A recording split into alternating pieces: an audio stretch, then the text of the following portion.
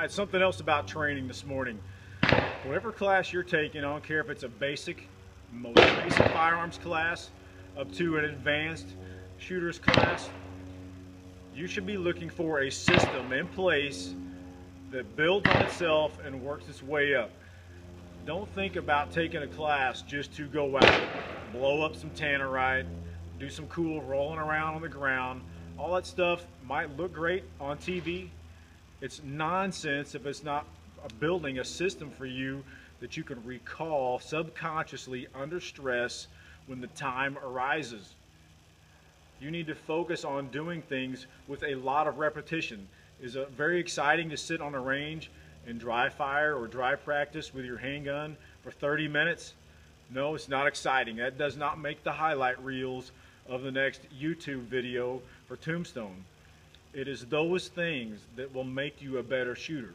It is doing the repetition over and over. So if you're in a class, if you're in a day-long handgun class, you should be doing those things. You should be getting that repetition down in training, in class, because that might be the only class you ever take. And if you don't do it then, when are you going to do it? So you need to find a class that has a system in place that builds the fundamentals. And start from the basics. Start with your stance. Start with your grip and your breathing and trigger control, and work your way up so at the end of the class you're putting all that stuff together. Not that you're doing somersaults and laying down, upside down and shooting crazy sideways. That stuff does nothing for you.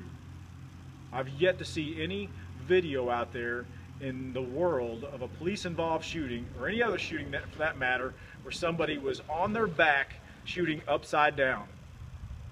If that works out for you, great. And if that looks great for the video you put of yourself on YouTube, then have at it.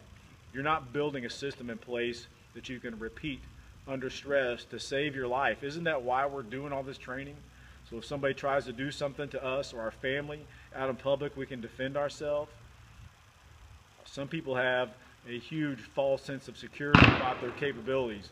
And so when you get done with your training and you've got it all put together, you need to test yourself. It's called performance on demand. Can you really do it? Have somebody else set up a course of fire for you that involves all the fundamentals, that involves your stance and your grip, makes you focus on your sights, makes you focus on your breathing, makes you focus on your weapon handling skills. And put that together and see if you can actually perform when the time is needed, and test yourself. And that'll be the true evaluation of whether your training is paying off or not.